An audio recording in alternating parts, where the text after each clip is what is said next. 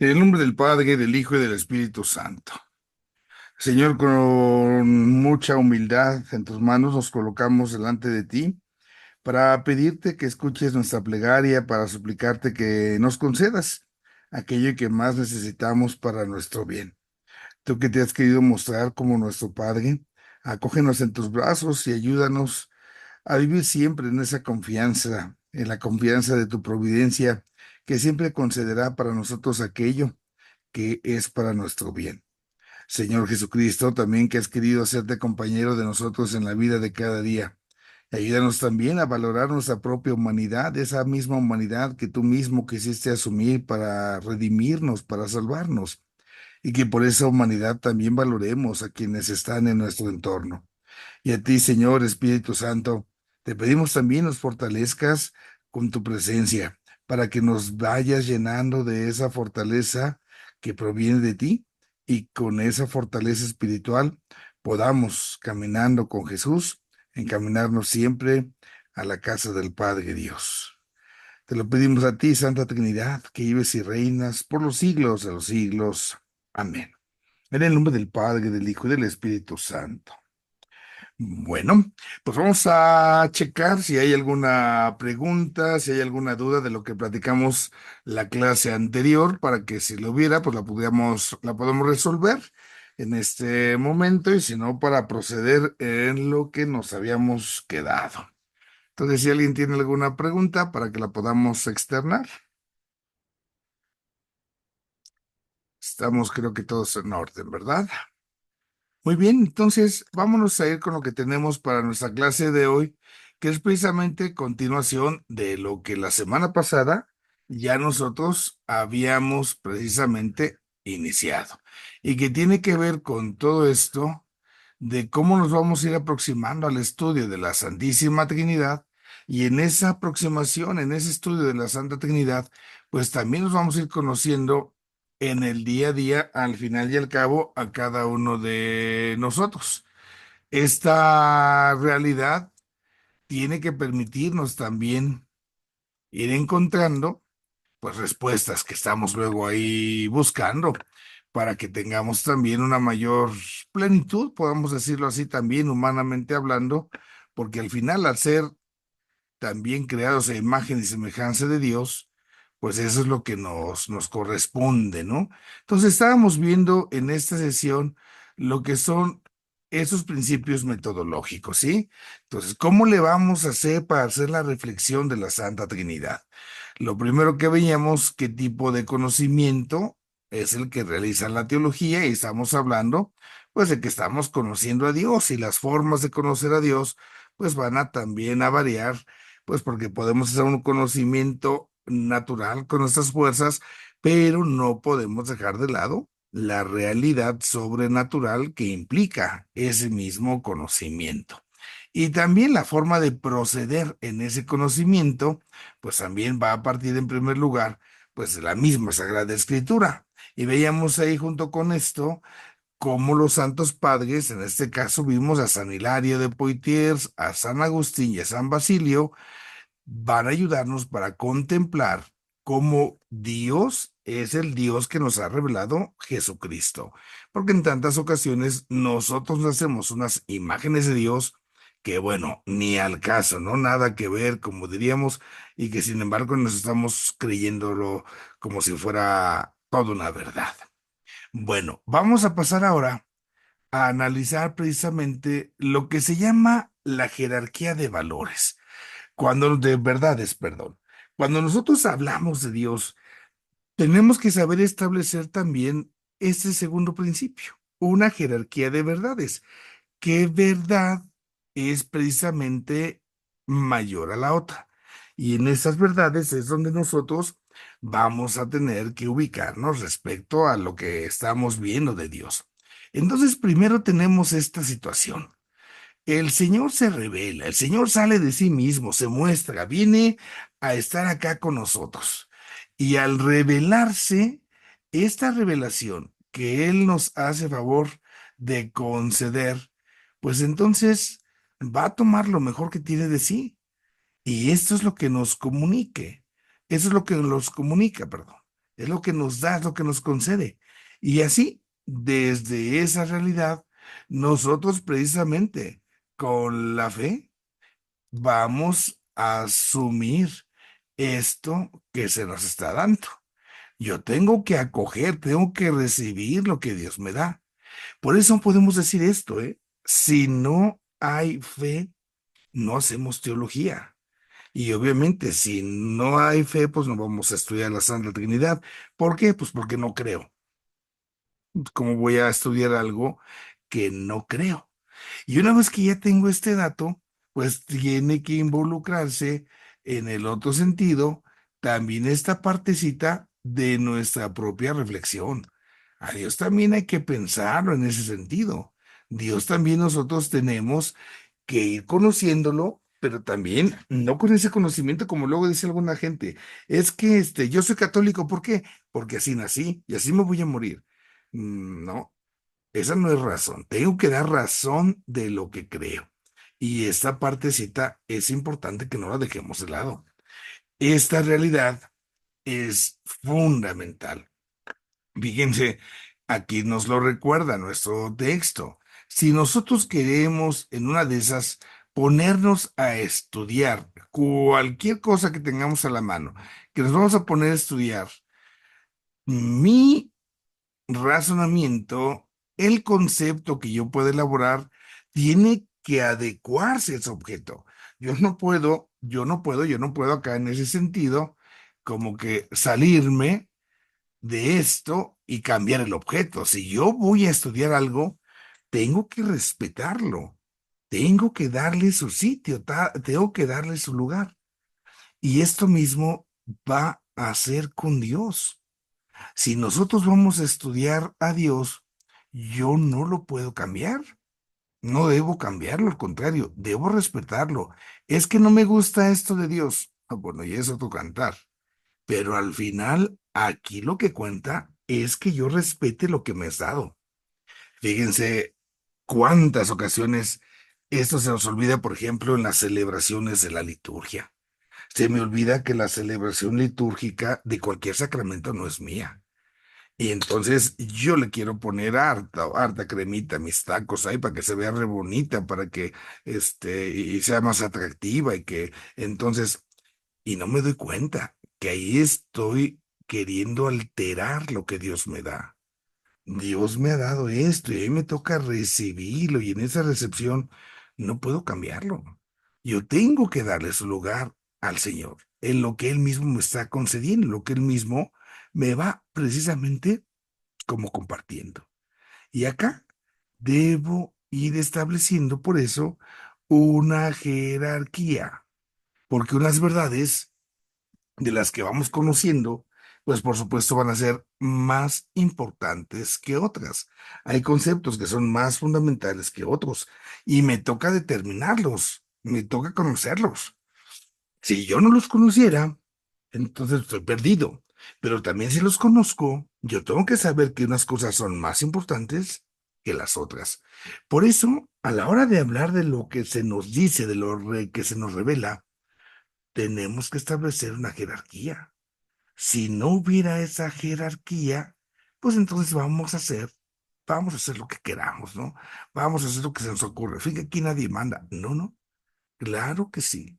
Y esto nosotros lo debemos de comprender y de comprender muy, pero muy bien, porque si no, pues imagínense de qué manera podríamos establecer una jerarquía de verdades y a lo mejor alguien que diga, lo de Cristo sí, sí, sí, eso sí cuenta mucho, eso sí, sí es muy importante. No, no, no, pero del Espíritu Santo, no, de ese ni hablemos, es así como que X, ¿no? Así como que ese no, no, no vale para nada.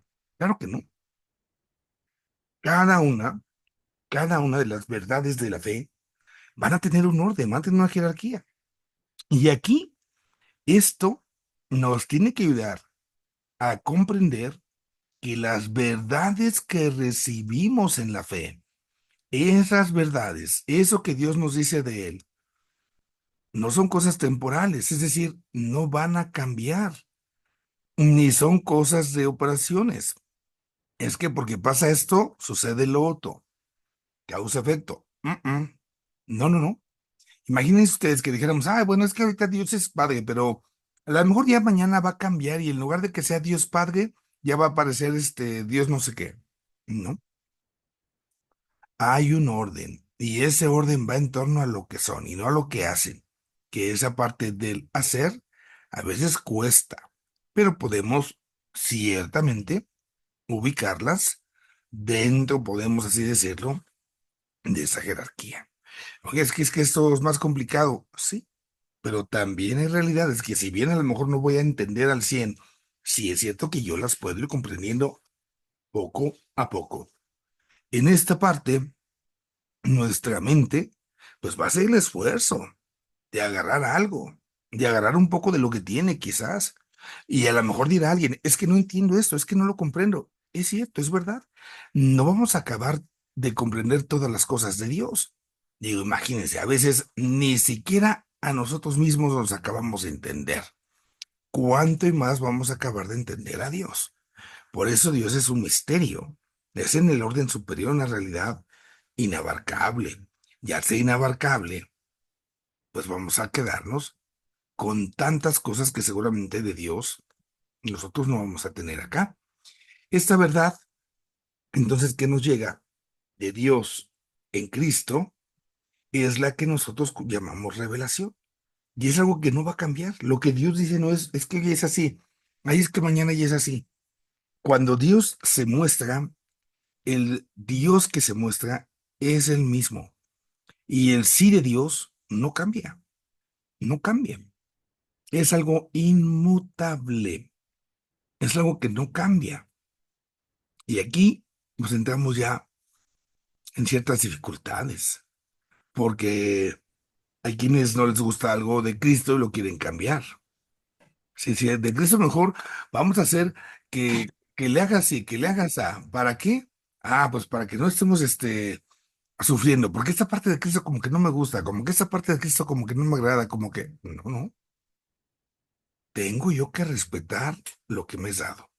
Y acá tengo que darme cuenta cómo Cristo viene a ayudarme a que comprenda esto.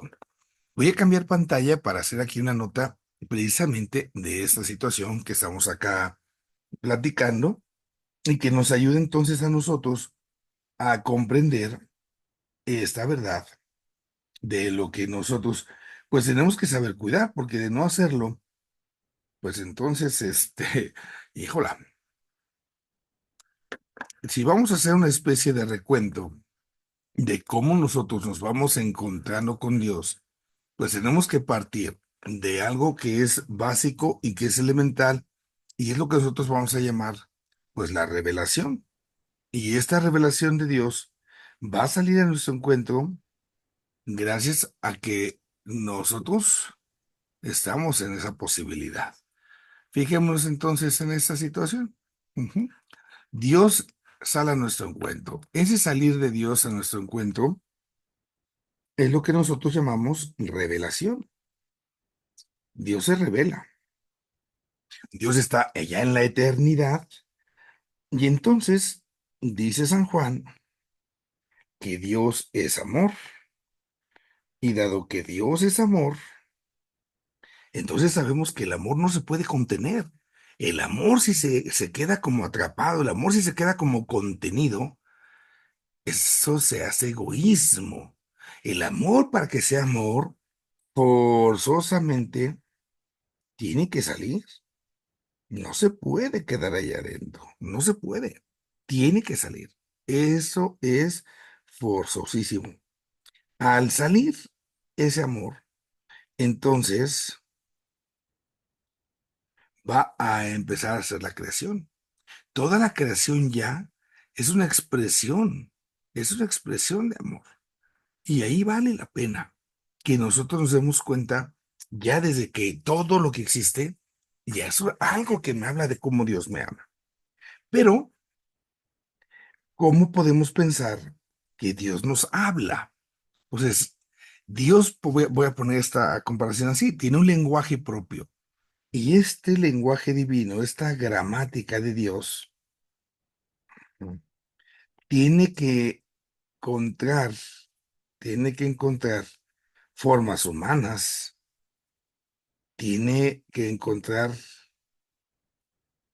una manera para que nosotros podamos comprender. Imagínense que anda aquí en el país una persona que es originaria de China.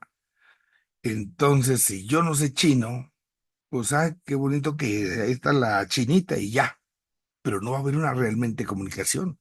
Entonces, para que las palabras de Dios puedan ser comprendidas por el ser humano, para eso entonces Cristo tiene que estar entre nosotros. Cristo se abaja, se presenta entre nosotros. Y Cristo es esa palabra que me está hablando del Padre Dios, que me está mostrando, que me está revelando, que me está precisamente haciendo capaz de Dios, capaz de su Padre. Y esto es lo que me va a dar a mí cierta serenidad, podemos decir, porque sé que gracias al Señor Jesús, yo voy a quedar constituido como lo que se dice, el capax Dei. Soy capaz de Dios, soy capaz de Dios. Gracias a Cristo, gracias a Cristo. Cristo Salvador, este es el que estamos ahí asumiendo, es el que estamos teniendo. Bueno, esa es la lógica en la cual Dios sale de sí mismo para encontrarse con nosotros. Eso es lo que llamamos el movimiento de la revelación. Y cuando esto sucede, recordemos esta otra parte, ¿no? Entonces, el hombre, pues debe de buscar la manera de dar una respuesta. Esa respuesta ante lo que se ha dicho, ¿no? Entonces, yo escucho esto de Dios y ahora le voy a responder. Voy a encontrarme con el Señor. Quiero encontrarme con Él, es más, quiero encontrarme con Él. Y al encontrarme con Él, voy estableciendo ese diálogo de comunión. Estamos en común unión. Esa común unión es la que nos va a poner en contacto con el Señor. Entonces, esa es la lógica de la revelación. Dios habla, Dios que está en la eternidad habla, se nos revela, las palabras divinas se hacen palabras humanas, todo esto por amor, y el hombre va a responder a Dios. Esta respuesta que damos a Dios, nosotros la podríamos quizás pasar por alto. Quiero ignorar a Dios, no quiero saber nada de Dios en mi vida. O en una de esas, hasta resulta, ¿no? Que me quisiera yo desaparecer de este mundo porque no tolero a Dios. Entonces, ese es el esquema básico. Me voy a regresar ahora a nuestra lección para que ahí nos ubiquemos ahora con esto que estamos asumiendo. Entonces, esa revelación estamos viendo se tiene que acoger con fe. Eso que Dios me dice, yo lo recibo con la fe. Y dado que está asumiéndose en la fe, yo debo, yo debo ayudarme de la reflexión para ir poniendo un orden, para ir poniendo una secuencia. Acá, ¿dónde vemos esto? Por ejemplo, en su estudio. ¿En qué orden están estudiando las materias de su diplomado? ¿A quién se le ocurrió ese orden?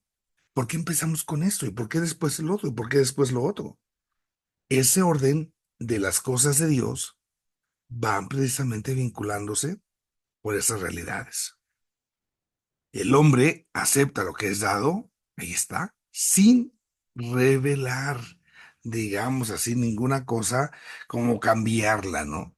Sin alterarla. Voy a aceptar la revelación y después de esto, pues yo voy a estar en posibilidades, digámoslo así, de cambiar esta realidad, ¿no? Acepto lo que Dios me da y ahora voy a cambiar mi vida. Y esto es lo que yo debo de procurar. Esto es entonces ahí donde vamos cambiando, esas verdades las vamos recibiendo, son verdades que no son temporales porque hablan de Dios, hay una jerarquía y es la verdad de Cristo que se nos hace accesible. Podemos hablar de Cristo porque se hizo como nosotros. Es lo que se refiere a la famosa jerarquía de verdades. Damos un paso más. ¿Cómo se van a conectar los misterios de Cristo? ¿Cómo se van a conectar esas verdades analógicas o esas verdades de la fe? Y aquí viene otra realidad que vamos a considerar. Si uno quiere respetar la revelación, lo que Dios dice, así en su integridad, tenemos que recordar que lo que Dios dice está en conexión con todo. Todo lo que Dios dice tiene que ir en armonía. Si no hubiera esa armonía, si aquí dice esto y si acá dice lo otro, esa es una forma como de separarse, ¿no?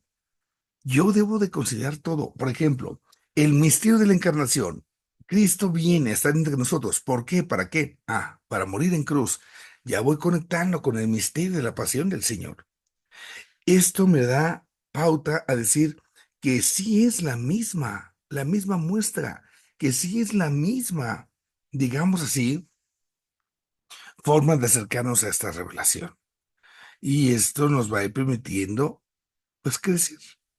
Ese crecimiento que nosotros a veces podemos ir estableciendo, podemos ir como logrando, ese crecimiento es precisamente si conservo la unidad.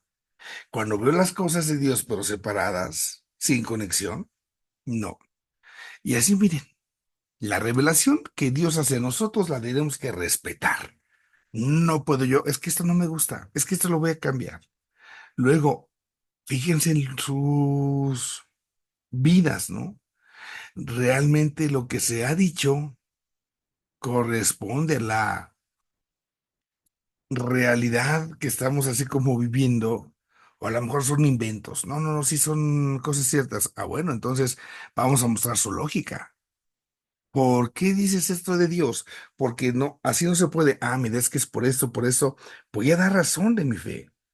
Y es acá donde uno dice, se va a poner acá la cosa con la necesidad de establecer un discurso que vaya bien articulado, que vaya bien armado.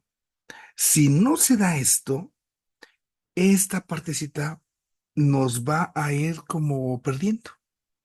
¿Por qué? Porque a lo mejor me hablan de esto, me hablan de aquello, me hablan del otro, pero no tengo una cohesión, no tengo como una especie de unidad.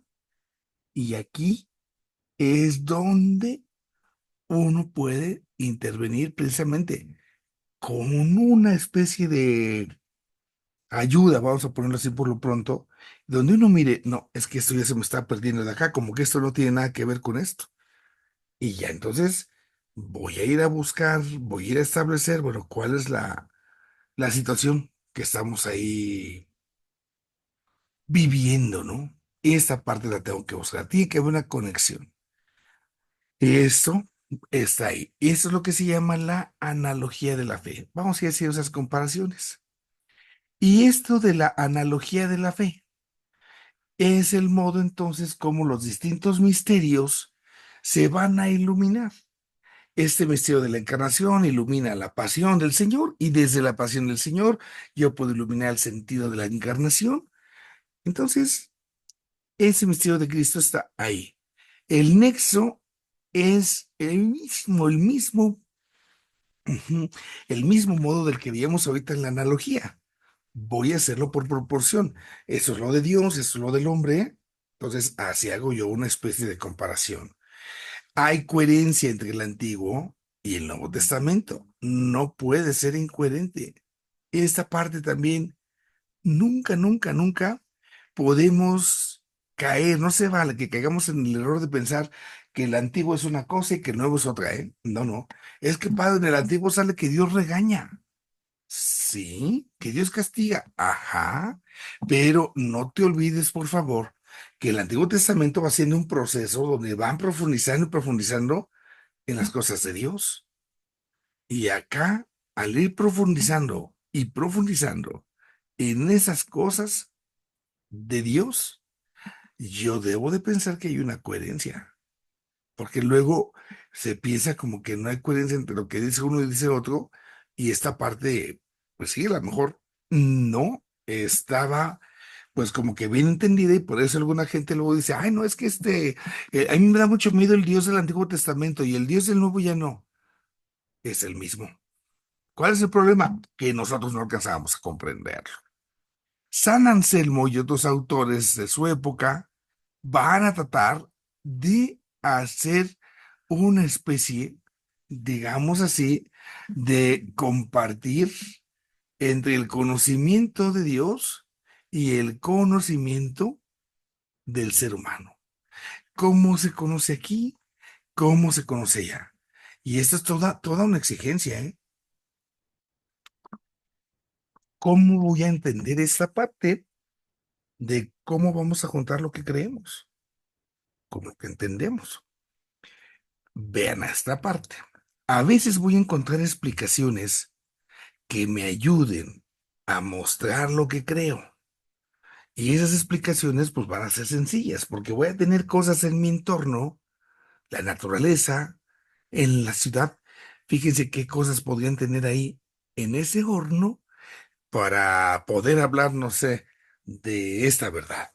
Entonces, vamos a hacer ahí una comparación. Yo voy a hablar de un horno. Ah, pero ¿por qué de un horno? Ah, porque es muy caliente. Y esto caliente me sirve para pensar en el infierno.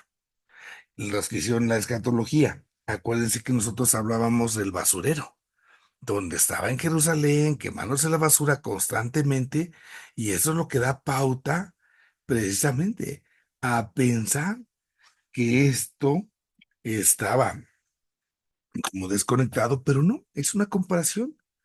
Dios se puede servir de las cosas, se puede servir de lo cuanto existe, y es nuestra tarea ir descubriendo en esos compartires de Dios, pues y dándonos cuenta que descubrir las cosas de Dios va a ser descubrirse a uno mismo. Acá el principio que se aplica a Dios es afirmación, negación y eminencia. Dios esto, Dios lo otro, pero Dios es lo superlativo. O sea, en Dios está todo, pero en sumo grado. Y aquí es donde Dios quiere darse a conocer. De parte del Concilio Vaticano I, fíjense cómo pone el nexo. El nexo de los misterios es el acuerdo de los misterios entre sí y con el fin último de la escritura. Los diversos ministerios de salvación revelados en conexión entre sí y con el fundamento de la fe se iluminan recíprocamente y progresivamente. Entonces, todo lo que Dios dice, todo lo que Dios habla, tiene una fidelidad. Esta fidelidad se va a corresponder si las cosas se quedan así. Pero, en nuestros peros, puede resultar que en mis decisiones yo pudiera así como que decir, esto sí, esto no, y voy purificando, voy como conectando, ¿no? ¿Por qué? Porque de todo al todo, lo que se trata es descubrir qué cosas son compatibles y qué cosas no son compatibles, ¿no? En esta realidad, voy pensando esto de Dios, es que hay un Dios, ¿eh? Hay un Dios que todo lo ve. Ese es como un Dios vengativo, ¿no? Y al ser vengativo, estamos ahí nosotros como un poco como perdidos, ¿no? Porque estoy así como que vengándome y esto pues no nos ayuda. Vamos entonces acá con esta partecita, ¿no? Cuando la teología nos ayuda a ver a Dios desde la naturaleza del misterio, entonces vamos a poder nosotros razonar esa unidad de Dios. Y yo no voy a decir que Dios, que está tan arriba, por el hecho de que se abaje en Cristo, se me pierda. Así como que, ya es menos Dios. No, Dios sigue siendo Dios. Dios, en su omnipotencia, no se hace menos ni se hace más. Pongo un ejemplo que nos ayude a esto. Nosotros cuando comemos, se dice, voy a escribirlo, por potencia y comemos por necesidad. Ajá. Son dos cosas diferentes. Entonces, nosotros los seres humanos vamos a comer, ¿sí? Y comer por necesidad. Ah, pues resulta que yo tengo hambre y al tener hambre, esta realidad es la que me hace ir a buscar el alimento. Ahí salimos. Vale, pues. Pero también a veces comemos por potencia. ¿Qué significa esto de la potencia? Sí, porque podemos. Y es cuando a veces nosotros estamos comiendo, pero ya, por ejemplo, ya nada más por tragones, ¿verdad? Ya nada más por la gula, ya estamos ahí ya pecando. Entonces, hay ocasiones que necesito y ahí debo de, y a veces es nada más porque puedo. Entonces, nosotros en la vida procedemos de esa manera, por necesidad y por potencia. En el caso de Dios, la manera en la cual Dios actúa es solamente por potencia, es por poder. Dios es el omnipotente, es el que todo lo puede. Entonces Dios va a hacer cosas no porque las necesite, sino porque puede. Esa es la grandísima diferencia. Nosotros, pongo el ejemplo ahora sí. Dios ama y nosotros amamos. Pero Dios ama porque puede amar, no porque lo necesite. Nosotros amamos, sí, porque podemos, pero también porque lo necesitamos. En nosotros el amor, en ese sentido, es una necesidad. Amar y ser amados. Pero en Dios no. Esa parte hay que entenderla muy bien. Dios no tiene necesidad. Solamente lo hace y lo hace porque puede. Cuando esto me va a mí quedando en claro, entonces yo debo de comprender otra realidad de Dios. Estamos hablando de cómo Dios está saliendo de sí mismo, ¿no? Entonces, Dios se revela y al revelarse, ujú, di- entonces Dios sale de sí mismo.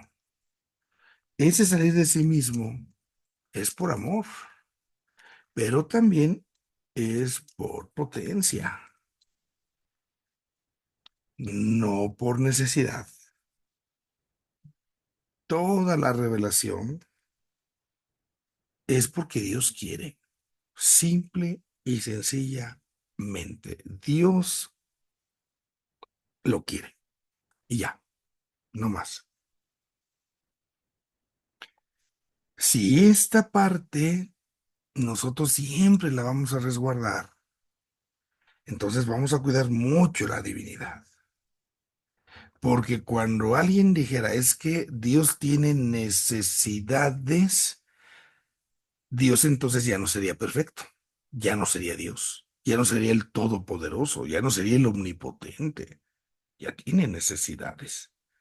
Entonces, Dios sí es el todopoderoso, Dios es el omnipotente y precisamente porque es el todopoderoso, porque es el omnipotente, es donde Él está actuando. Ahora, desde esta condición, nosotros podemos decir que Cristo, el Hijo de Dios, ujú, se hace hombre. Y otra vez, por potencia, porque lo puede hacer. ¿Por qué es importante esto? Porque al hacerse hombre, al darse la encarnación, se hace débil, va a tener necesidad, necesita una mamá que lo cuide, que le dé de comer, va a necesitar un papá, va a necesitar de los demás. Entonces, Cristo va a ser una persona que tiene necesidades, pero tiene esas necesidades no como nosotros. Nosotros sí tenemos esas necesidades porque somos incompletos, por auténtica necesidad. El Señor aquí, pudiésemos decirlo, lo pongo entre comillas, ha querido necesitar.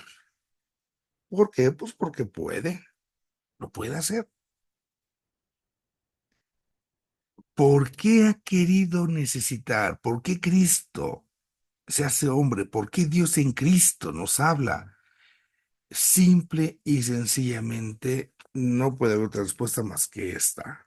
Por amor, por amor, por amor.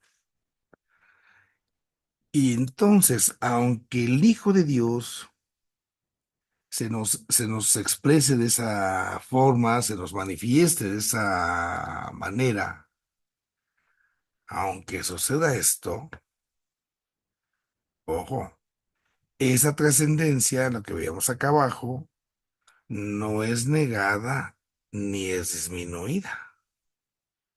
Dios sigue siendo Dios.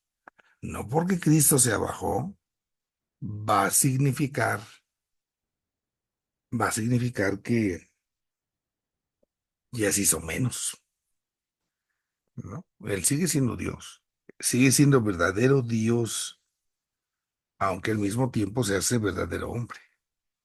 Entonces, Dios se acerca a nosotros para que podamos acercarnos a Él, para que podamos asumirlo, para que podamos estudiarlo. Y esto en verdad es muy hermoso porque entonces no se vale que sintamos a Dios lejos, no se vale. Dios es cercano a nosotros. Dios, porque lo puede hacer, ese Dios que está en el cielo, como luego decimos. Y luego la gente dice, ay, es que seguramente Dios ya se olvidó de nosotros porque tiene tanto que hacer, porque, ay, pobrecito, yo con mis cosas molestando a Diosito. No, no, no, no, no, no, no, no. Dios que es el todopoderoso, Dios que es el omnipotente, el que todo lo puede. Dios ha querido estar con nosotros, es el Emmanuel, el Dios con nosotros, y lo puede hacer, y por eso lo hace, ¿no? Y ahí, al hacerlo, ese tipo de gestos, pues son gestos de amor. Dios, les decía yo hace ratito, es como si hablara chino y ahora empieza a hablar español. El lenguaje divino, la gramática divina, se convierte en gramática humana. Se hace entonces para nosotros gramática humana. Y al hacerse gramática humana, entonces para nosotros esta partecita es muy importante, porque yo ya le puedo hablar a Dios. Yo ya voy a tener el mismo lenguaje de Dios. Yo voy a tener la oportunidad en Cristo de acercarme al Padre. El Padre, digámoslo así, tiene oídos para cosas humanas. No tiene oídos nada más para cosas divinas, ¿no? Le aprendemos a Cristo, ¿no? Cristo viene y nos enseña. Y así podemos acceder al Padre. Pongo otras notas, ¿sí? Voy a borrar esas que tengo ahí para poner otras notas acá. Fíjense cómo nosotros, por eso decimos que entonces está el Padre Dios. Y entonces Cristo es enviado, y al ser enviado Cristo como el revelador, porque Cristo nos viene a hablar del Padre, ¿no? Nos lo viene a mostrar, nos lo viene a revelar. Entonces, Cristo es el revelador del Padre. En ese sentido, al ser enviado a hablarnos del Padre Dios, Cristo podemos decir es el sacramento del Padre, es el signo del Padre. Ujú. Cristo es signo del Padre Dios, es sacramento del Padre Dios. Es el revelador del Padre Dios. A eso ha sido enviado el Señor. Y lo hace, todo esto lo hace a forma humana. Eso es lo hermoso de todo esto.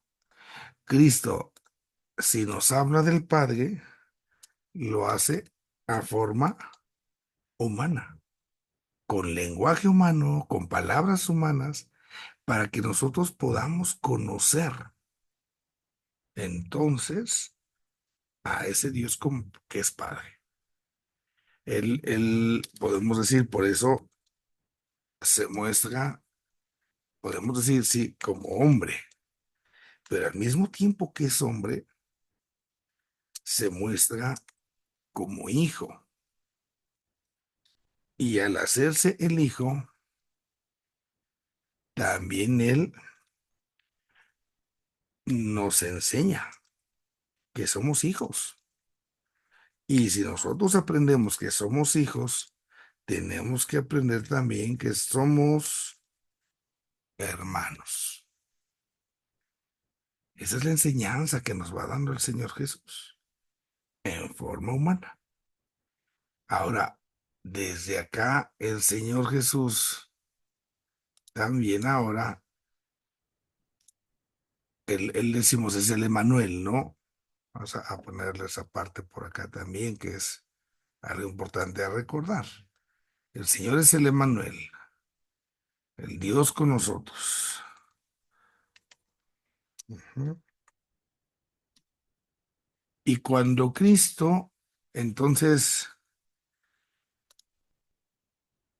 regresa a la eternidad, cuando el Señor se va otra vez con el Padre Dios, entonces Cristo deja el changarro, por decirlo de esa manera, a la iglesia. Entonces, la iglesia, la comunidad, es el cuerpo de Cristo, ¿no? Y como cuerpo de Cristo, ahora es la continuadora, ujú, de Cristo. Entonces, así como Cristo revela al Padre, la iglesia tiene que ser ahora la reveladora de Cristo. Y Cristo nos revela al Padre. Entonces, la iglesia tiene que ser sacramento de Cristo. Tiene que ser signo de Cristo, ¿no? De esa manera, como iglesia, pues nosotros tenemos esa chamba, tenemos esa tarea. Tenemos que aprender a ser también así signo de Cristo. Y ese signo de Cristo implica para nosotros que así como Cristo es Dios con nosotros, la iglesia es Cristo. Tenemos que ser Cristo con nosotros, con los seres humanos. Esa es nuestra chamba. Cristo nos ha traído al Padre. Y nosotros que somos la iglesia, tenemos que traer, que hacer presente ese Cristo. Ujú. Entonces, la revelación de Dios se da en Cristo y en Cristo, a través de la iglesia, sigue llegando a todos los seres humanos. La revelación del Señor sigue prolongándose, ¿no? En la historia. Podemos decirlo así. Así es la revelación a través de la iglesia con todas sus imperfecciones. Ujú. En este caso, sigue llegando a la humanidad. Y esa es nuestra tarea, hacer presente a Cristo, para que Cristo haga presente al Padre. Y entonces formemos esa familia de Cristo. Y todo esto es porque Dios puede, no porque lo necesite. Es por la potencia, es porque Dios puede hacer todo esto. Nosotros sí, estamos muy necesitados, ¿no? Dios no, Dios no. Esa partecita nosotros la tenemos que recuperar. Dios no está necesitado, nosotros sí. Y es así, como todo esto que hacemos en la teología, ujú, vienen desde el misterio de Dios. Y es aquí como lo vamos pensando, cómo lo vamos elaborando. Pero para que esto sea posible, entonces Dios tuvo que hacerse cercano a nosotros para que lo podamos pensar, para que lo podamos razonar, sin que ello afecte esa trascendencia. Dios sigue siendo Dios, sigue siendo, Cristo sigue siendo verdadero Dios, aunque al mismo tiempo se hace verdadero hombre. Y está el Padre y está el Santo Espíritu. Entonces, son cosas que uno tiene que estar atentos. Esto nos va a hacer comprender, pues acá, en esta situación, cómo vamos a tratar de rehacer nuestra reflexión sobre el misterio. Quizás valga una precisión más, fíjense, en todo esto. Si nosotros tenemos el misterio de Dios, esta realidad, lo que es la revelación, esta revelación ujú, tiene una nota de razonabilidad, es decir, se puede razonar, se puede pensar. Ujú. No es algo que escape a esa posibilidad, se puede pensar. No es racional, eso es otro detalle, no es racional en el sentido que sea una especie de invento de la mente humana, ¿no? Como algunos autores pues luego quieren ver, ¿no? No, es que eso de Dios son puros inventos de las gentes ignorantes, es que es pura proyección, dicen algunos de la psicología, es que no, Dios es accesible a nuestra razón y lo podemos razonar, por eso está la razonabilidad de la fe, pero no es un invento de la mente humana, lo puedo yo razonar. Y por eso, porque podemos pensar, porque podemos reflexionar el misterio de Dios, es lo que estamos haciendo. Pero tenemos que irnos guiando por estos principios metodológicos, sabiendo todo esto de lo que hemos visto, para que así nuestra reflexión acerca de Dios, pues se sepa también, pues ser correspondida. ¿Mm? Bueno, aquí vamos a parar el día de hoy. Vamos a ver si hay algunas preguntas, algunas dudas para responderlas.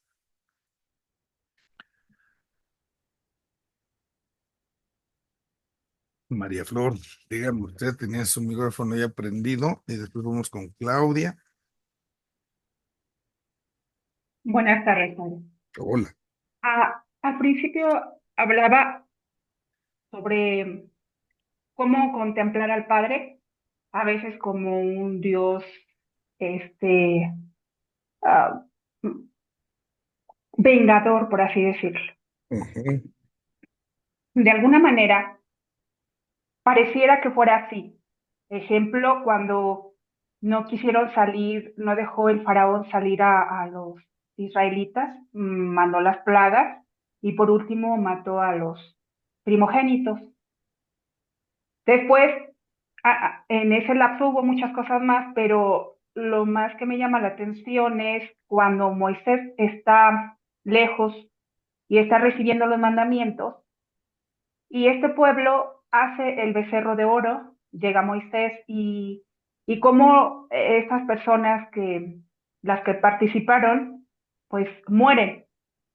Y así sucesivamente durante la historia de ese peregrinar del pueblo de Israel, van pasando cosas porque son desobedientes, ¿ok? Entonces se le puede ver tal vez así como un Dios vengador. Pero llega Jesús y por ahí nos habla donde dice, entonces Jesús vino a abolir la ley de Moisés. Quiere decir, la ley serían los mandamientos, ¿verdad? Pero los mandamientos siguen, aunque nos dice. que se resumen en dos. Amarás a tu Dios como a ti, amarás a Dios sobre todas las cosas y a tu prójimo como a ti mismo. Pero ahí siguen, sin embargo, fue abolida. Entonces, ahí no sé, como que siempre a mí me ha quedado eso. Después viene Jesucristo y me siento más cercana. Sé que existe el Padre, pero me siento más cercana, más amigable con Jesús. Inclusive Jesús se va y dice, yo les dejo al Paráclito, al Espíritu Santo, pero aún así yo me siento más amigable porque tal vez yo puedo ver el rostro que pintan sobre Jesús y lo siento, como decía al final, humano, más cercano, más comprensible. Pues esa es mi forma de pensar esto, no sé si se vea como pregunta o como una cuestión que a mí siempre me ha hecho pensar desde muy pequeña. Muchas gracias por la pregunta. Es muy importante esto que se menciona y especialmente tiene que ver la primera parte en la cuestión de la escritura, de la Biblia. Cuando el pueblo de Dios, o bueno, vamos a verlo así, ¿cómo se hace la Biblia? Entonces, la experiencia del pueblo de Dios es distinta a la como a veces muchas ocasiones lo imaginamos. A veces no nos hemos detenido a pensar, bueno, ¿cómo fue que se hizo la Biblia? Llevaban así como una secretaria para que iban apuntando notas y todo aquello, o cómo se hizo, ¿no? Y el proceso de la Biblia, pues tardó muchísimos años. Entonces, la cosa que primero sucede es la experiencia, es lo que llamamos la tradición. Y una parte de esta tradición, no toda, fue la que se fue poniendo por escrito.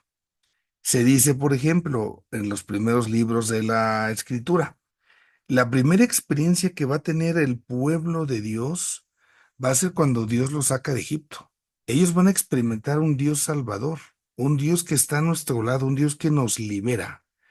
Y ya que están en la tierra prometida, ellos se detienen a pensar y entonces van a echarse ahora hacia atrás y van a elaborar lo que sería el Génesis para hablar de ese Dios, sí, que es nuestro Dios liberador, pero que también tuvo que haber sido el Dios que nos ha creado, ese Dios creador.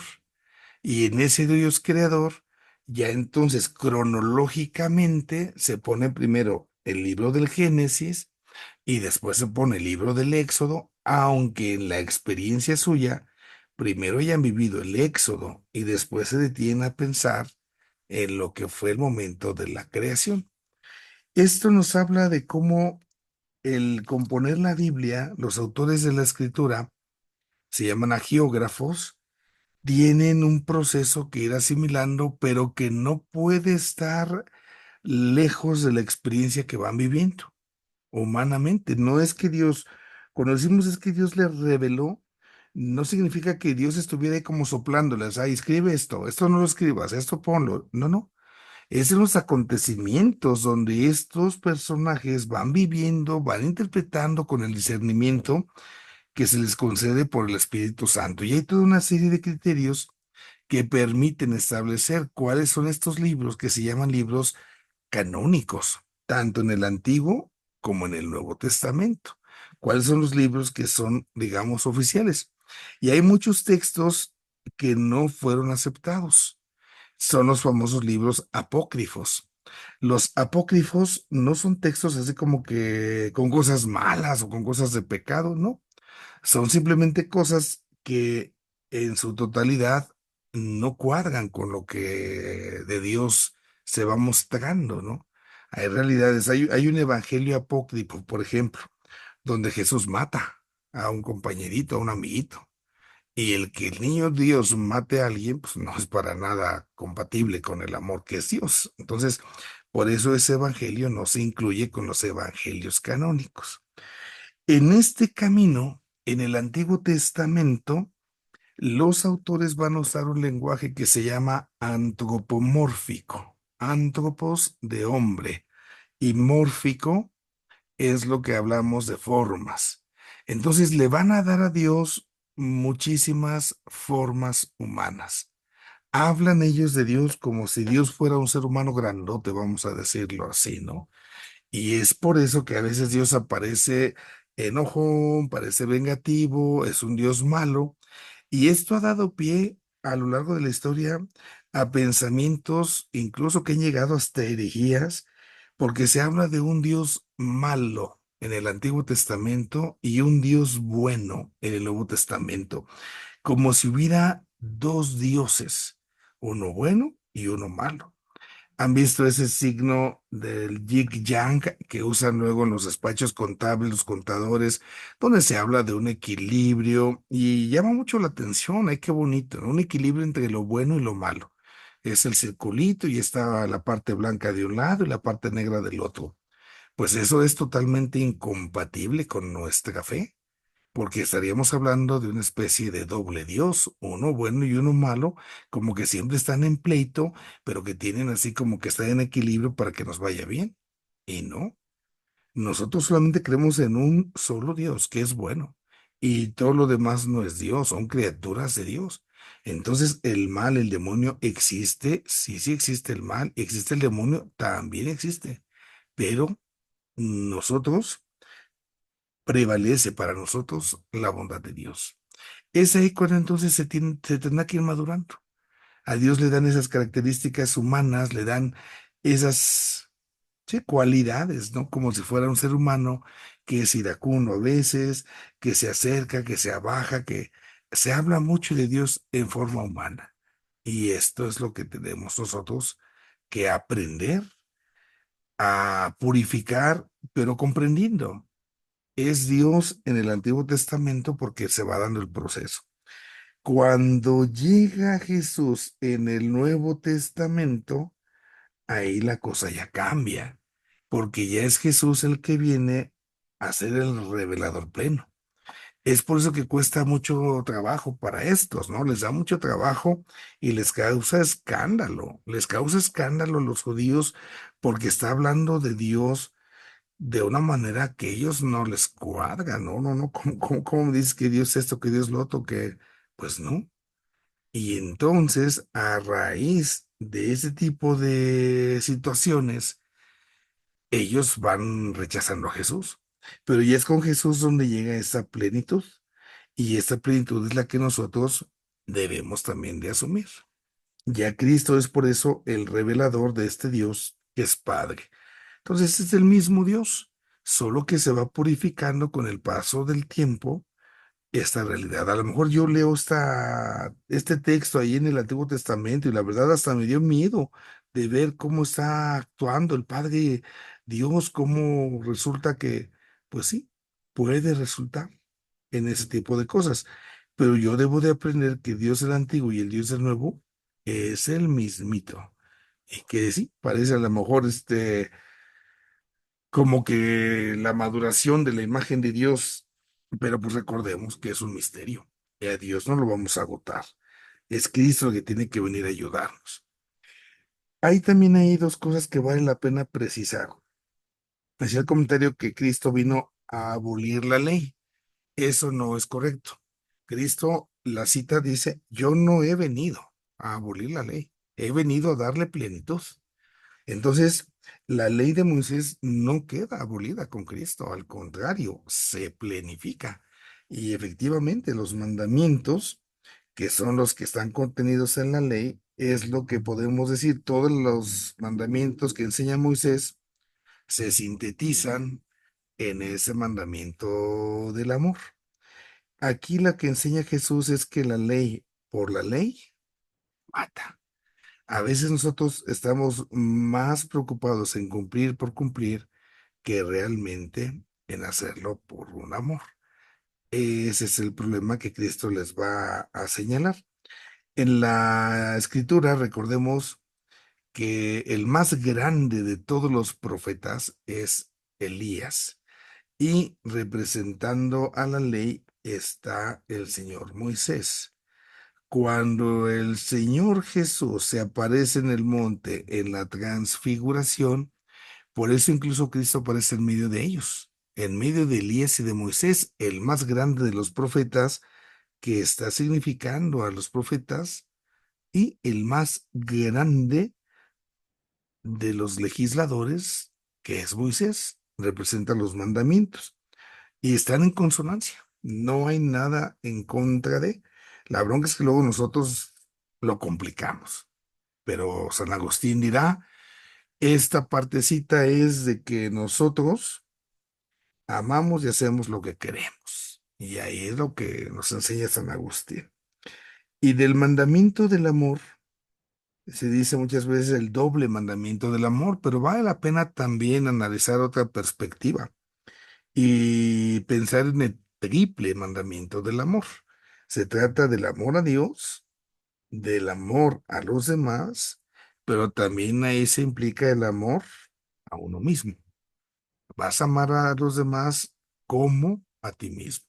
Entonces, ese cómo nos da la oportunidad ahí de hacer también esa inclusión, de que también es una tarea amarnos y que en muchos momentos resultase que nosotros, pues como que no, acabamos de aceptarnos, de amarnos, porque pues luego resulta que estamos ahí como que, pues complicándonos la vida, porque nosotros no tenemos así como que ese amor propio y ese amor propio luego suena como a egoísmo, como si fuera algo malo, que no debo amarme porque si me amo, estoy casi casi está como que pecando, ¿no?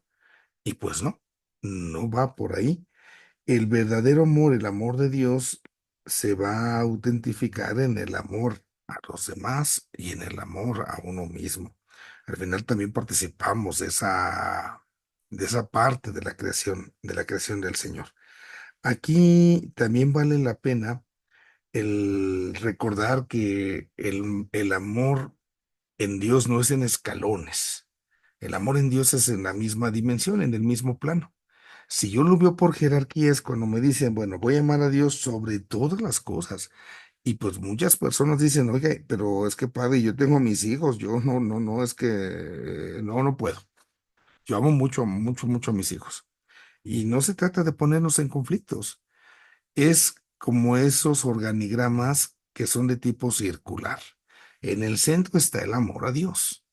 Y en los círculos que siguen ya viene el amor a los demás, ya viene el amor a uno mismo, pero el centro tiene que ser el amor a Dios. Es decir, con el amor con que Dios me ama, yo procuraré amar a los demás y amarme a mí mismo. Y es de esa manera como se va a hacer auténtico, como se va a hacer verdadero ese amor propio. Si no, ese amor a Dios, perdón, si yo, dice la escritura, no soy capaz de amar al hermano al que veo, pues ¿cómo voy a decir que amo a Dios al que no veo? Entonces, por ahí podría también hacerse esa precisión con este mandamiento del amor. No sé si con esto lo quedemos ahí en la respuesta. Más que suficiente, padre. Muchísimas gracias. Muy bien, vamos con Claudia. Buenas tardes a todos, padre, con el gusto de saludarle.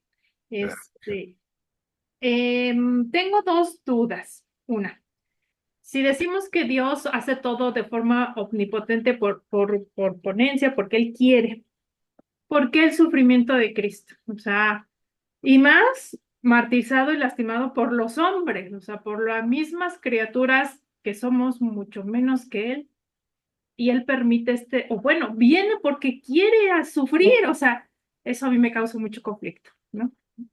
Esa es una.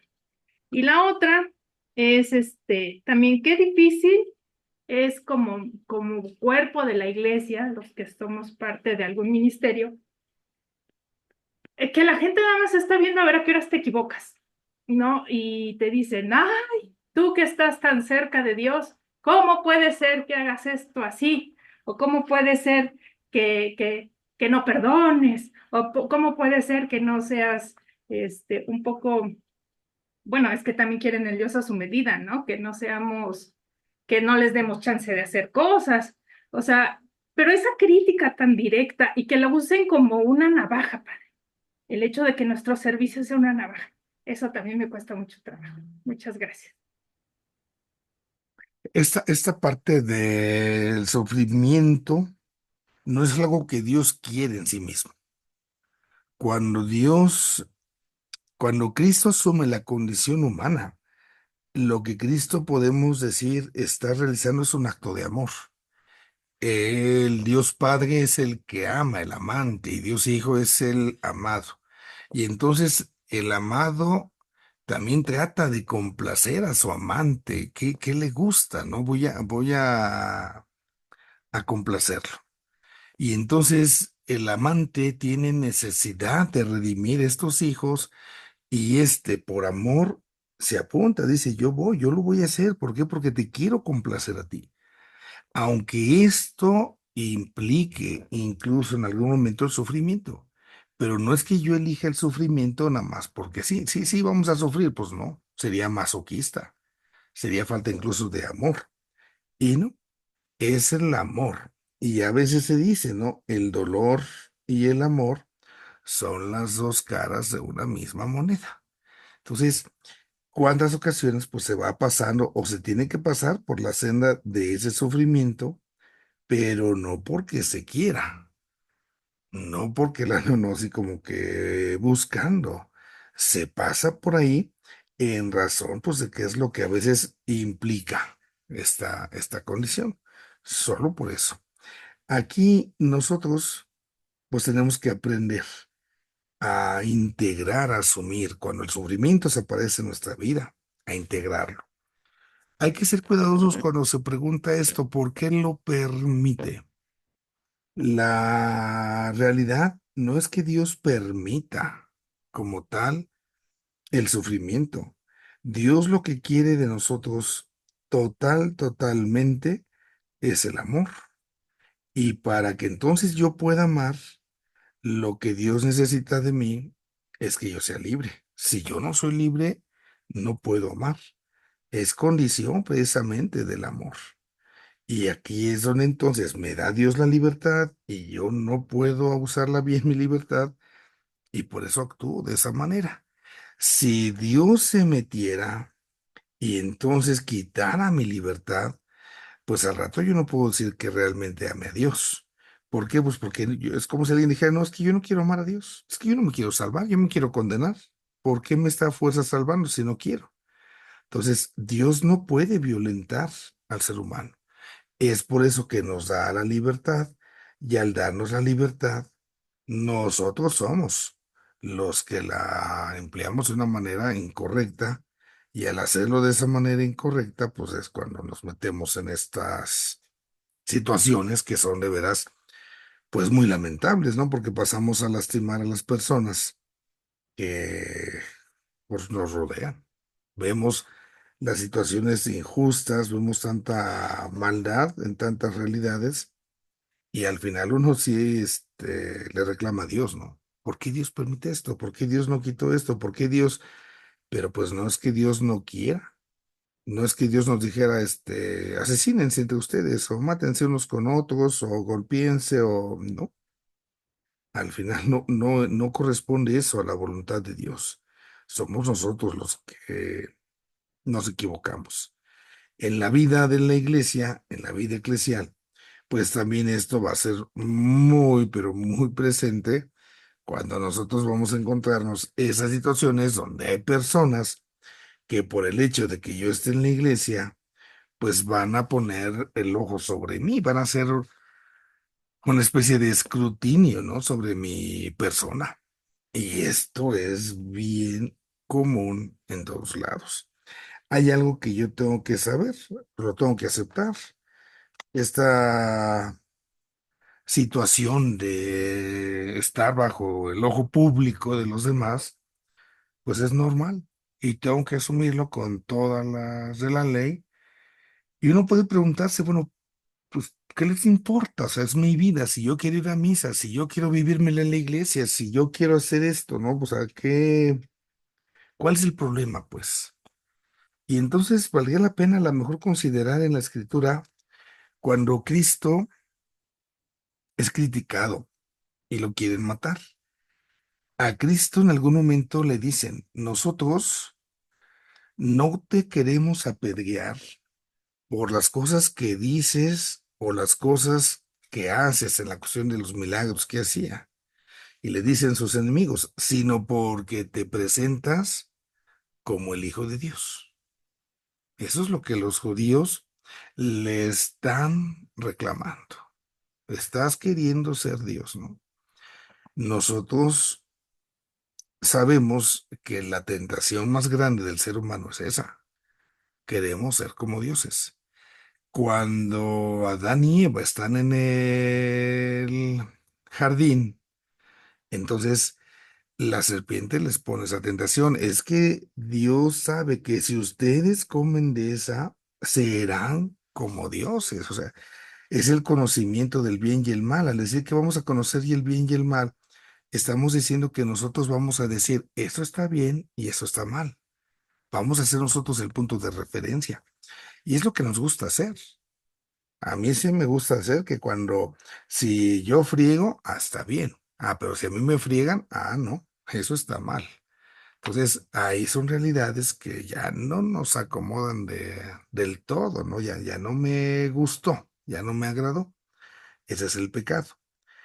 Cuando la presencia de Cristo se prolonga en la iglesia es atacada por eso. Fíjense ustedes, aunque a veces la iglesia tiene sus pecados y pecados gravísimos, en el fondo, el hecho de que se ataque como se ataca la iglesia no obedece a veces ni siquiera a los pecados, incluso tan graves que la iglesia se ha cometido.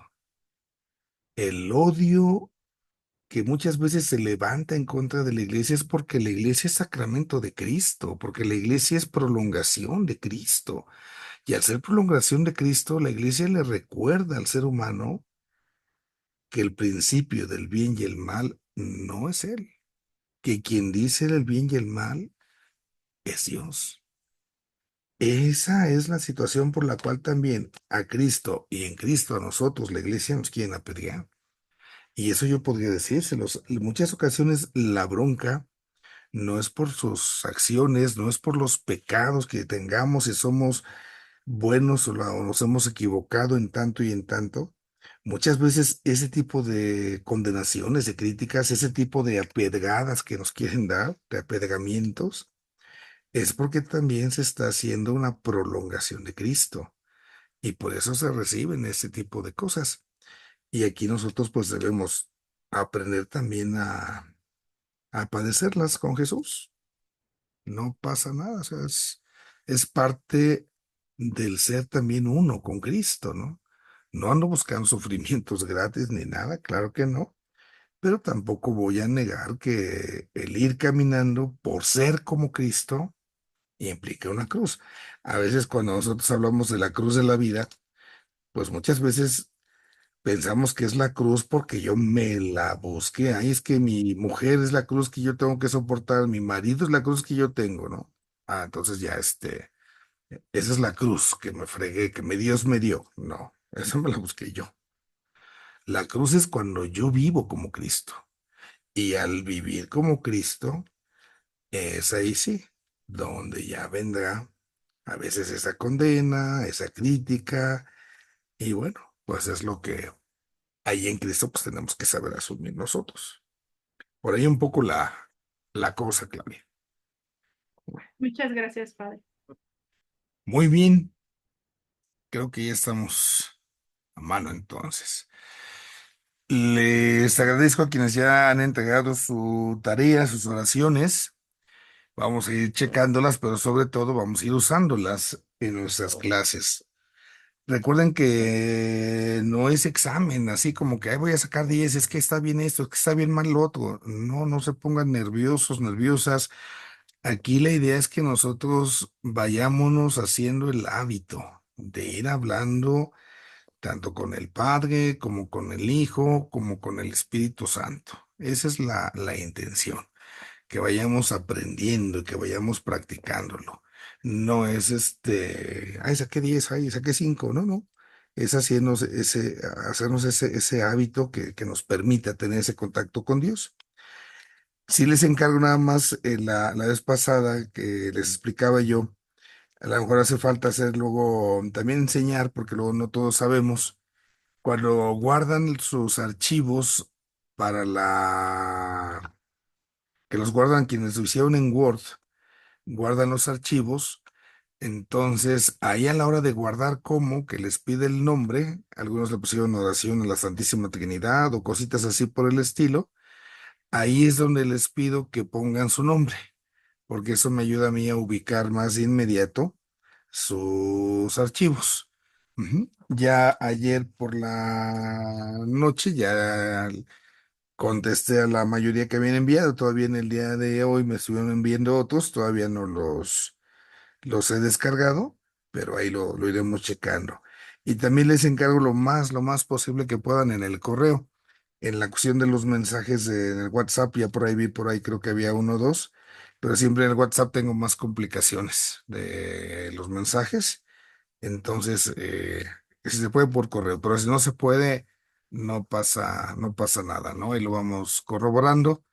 Sí, les mando yo una contestación para que sepan que ya, ya la recibí. Y a lo mejor alguien dirá, padre, yo se la mandé y no me ha llegado así como que la contestación. Y ya entonces ya me permiten mi checar eso. Entonces, nada más las que me mandaron el día de hoy y lo de WhatsApp, ahí sí todavía no checamos. Bueno, vamos entonces a terminar para encomendarnos al Señor. En nombre del Padre, del Hijo y del Espíritu Santo. Dios Padre bueno, te agradecemos por los momentos que nos concedes en esta jornada llenos de humildad. Te ofrecemos el esfuerzo que realizamos y te pedimos que nos ayudes a integrarnos como familia junto con tu Hijo Jesús y que movidos por el Santo Espíritu también salgamos al encuentro de aquellos que van necesitando de nosotros. Te pedimos también especialmente por quienes están sufriendo bajo alguna circunstancia, en algún problema, alguna enfermedad. Ayúdales y fortaléceles. Te lo pedimos a ti que vives y reinas por los siglos de los siglos. Amén. Y que el Señor les bendiga y acompañe, el Padre, el Hijo y el Espíritu Santo. Amén.